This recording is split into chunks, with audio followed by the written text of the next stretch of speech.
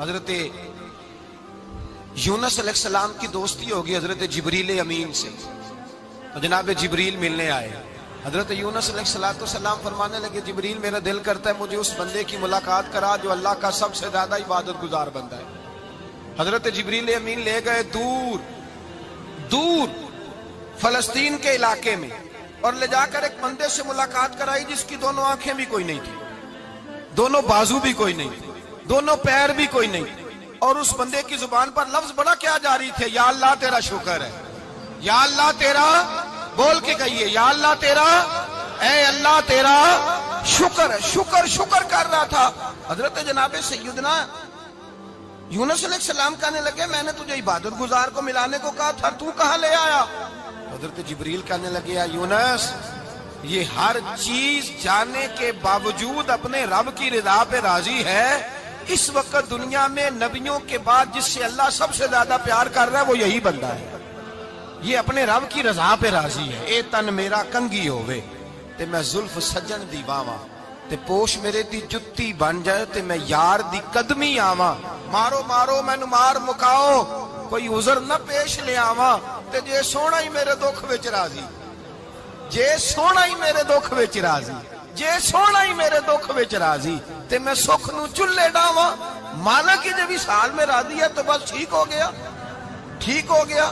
وصل اچھا ہے نہ فراق اچھا ہے، بس جس حال میں محبوب رکھے وہی حال اچھا ہے، بس جس حال میں انہوں نے رکھا بات ٹھیک ہو گئی۔ اس میں اب انسان شکوہ کرتے پھرے کہ یہ کس طرح ہے وہ کس طرح، اپنے آپ کو مطمئن رکھا ہے۔ مشکل کے بعد جو آسانی حضرت لقمان حکیم، ان کے نام پر قرآن مجید کی پوری سورت ہے۔ حضرت لقمان حکیم علیہ رحمہ آپ اپنے بیٹے کو نصیحت کر رہے تھے، کہنے لگے بیٹا کو مشکل آئے تو گھبرانا نہیں، کوئی مشکل آئے تو کرے بیٹوں کو سمجھ آ جائے کہ مشکل آئے تو، سمجھ آ رہی ہے بات کی، مشکل آئے تو۔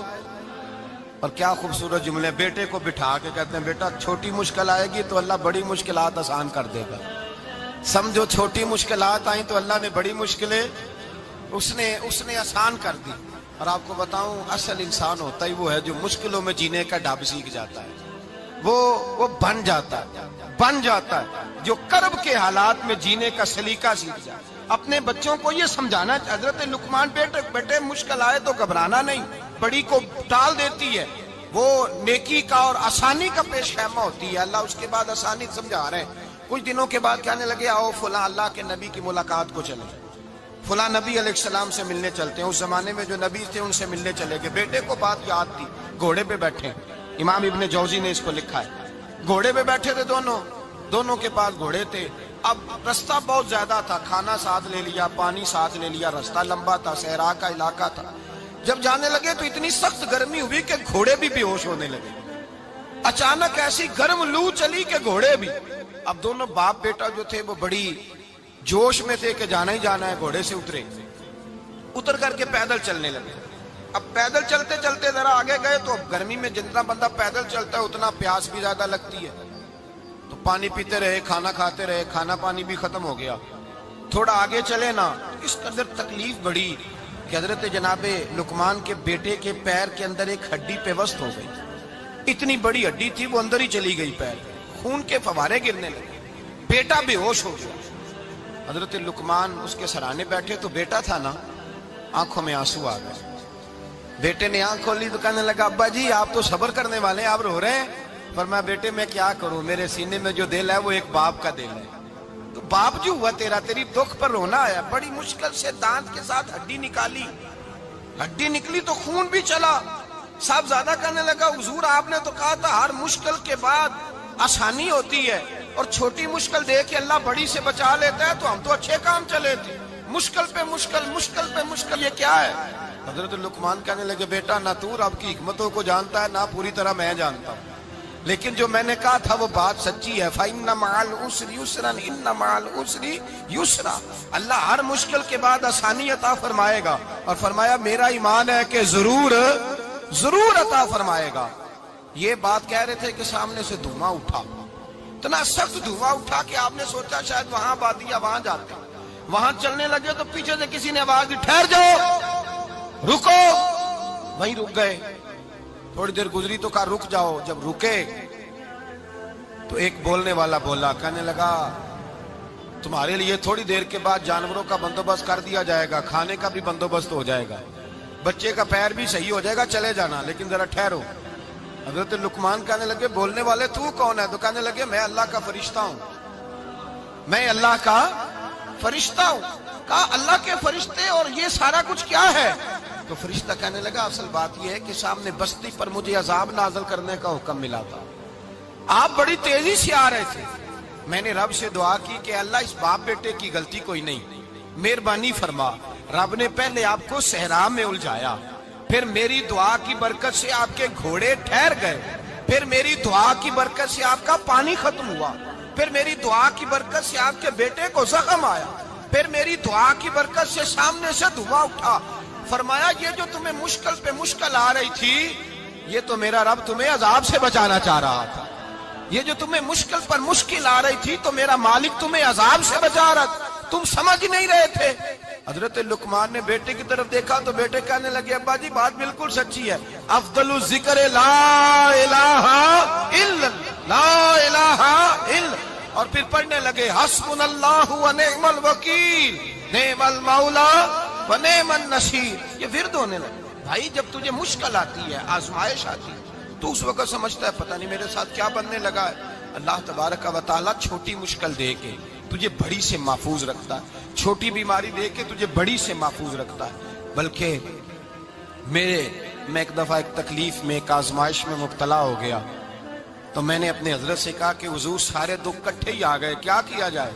तो आप फरमाने लगे बड़े खुश नसीब हो, जवानी में अल्लाह ने दुख दे दिए, बुढ़ापे में आए तो बर्दाश्त नहीं होते, ये तो बड़े वक्त पे आ गए, शुक्र अदा करना चाहिए, उस जमाने में बर्दाश्त नहीं होते, अब आसानी है, इनको बर्दाश्त करो, हिम्मत करो। मेरे भाई याद रखें, आजमाइशें तकलीफें आपको बड़ा करने के लिए आती हैं। हम आजमाइश को बुरा जानते हैं, दुख को बुरा जानते हैं, दुख तो बड़े प्यारे होते हैं, ये रोने का सलीका सिखाते हैं, ये अल्लाह को मनाने का तरीका सिखाते हैं, ये मस्जिद में जाने का। वो जो सुखी बंदा है ना, सुखी, मुझे एक साहब कहने लगे दो किस्म के लोग मदीने से आते, मदीना शरीफ पूछने लगे, कहने लगे हजरत जी दो किस्म के बंदे हैं, कुछ वापस जाते हुए तड़प रहे हैं, कुछ तस्वीरें खींच रहे हैं रुखसती के वक्त, फर्क क्या है? तो मैंने कहा वो जो तस्वीरें खींच रहा है वो अमीर आदमी है, उसे पता है कि मैं फिर टिकट ले लूंगा, महीने के बाद फिर आ जाऊंगा, और ये मदीना छोड़ते हुए तड़प रहा है, ये कोई गरीब है, ये कह रहा है पता नहीं दोबारा मौका मिले कि ना मिले, ये दुखी है, ये आजमाइश में दुखी। सुखी बंदा तो मक्के जाके नहीं रोता, वहां भी खड़ा है, डट के खड़ा, दुखी कोई नहीं तो रोए कैसे, रोए कैसे? दुखी दी गल दुखी आई जाने, दुखी दी गल। ओ क्या खूबसूरत लफ्ज है मियां साहब की, और लफ्जों में हुसन देखे, कहने लगे दुखी दी गल, ये दुखी आई जाने ते सुखी नू की खबरां, ते यार जिन्हां दे मौत ने मारे रोंदे नहीं तक तक कबरां। ये मुश्किल मरहला होता है, जब इंसान तकलीफ में होता है फिर उसे एहसास होता है, और तकलीफ वाले को ही तकलीफ वाले की तकलीफ का एहसास होता है। जब आपको अल्लाह मुश्किल देता है तो समझ ले रब आसानी देना चाह रहा है, जब तेज धूप आती है तो समझ ले अल्लाह गर्म हवा गुजार के ठंडी बारिश बरसाना चाह रहा है, और जब चारों तरफ से घुटन हो, पंजाबी में कहते हैं गुम्मा लग जाए, तो फिर सारे बोल के कहते हैं अब जो तूफान आएगा वो सख्त ही आएगा, इसलिए कि घुटन जितनी ज्यादा होती है फिर फजल भी उतना। हजरत नूह अलैहिस्सलाम की कौम को हजरत नूह अलैहिस्सलाम ने 1500 साल समझाया है, 15, कुछ लोगों ने 950 साल लिखा है ना, आला हजरत ने लिखा है 1500 साल उम्र हुई हजरत नूह अलैहिस्सलाम। अल्लाह ताला बंदे को जल्दी सजा नहीं देता, बल्कि कुरान मजीद में एक जगह रब करीम इस तरह भी फरमाता है कि जब बंदे मुझे भूल जाते हैं तो मैं उनके लिए नेमतों के दरवाजे खोल देता हूं। बंदा समझता है कि मैं कुछ तो है ना कि मेरे अंदर, कि मैं जिधर जाता हूं खैर ही खैर हो जाती है, वो समझता है कि मेरी अकल है, हालांकि अल्लाह उसे ढील देता है, अल्लाह उसे ढील देता है। गुनाहों की सजा के 3 तरीके हैं, एक है मुतनब्बे करना, तंबीह करता है अल्लाह, बंदा मुतनब्बे हो जाता है, ये अल्लाह का बहुत बड़ा एहसान होता है। एक होता है मोहलत देना, और एक तीसरा होता है अल्लाह खुफिया तदबीर करता है। थोड़ा सा समझिएगा, इंसान पर कोई आजमाइश आई, फौरन اس کی چھٹی اس نے کہا کہ وہ فلان جگہ غلطی کی تھی تب ایسا ہوا ہے.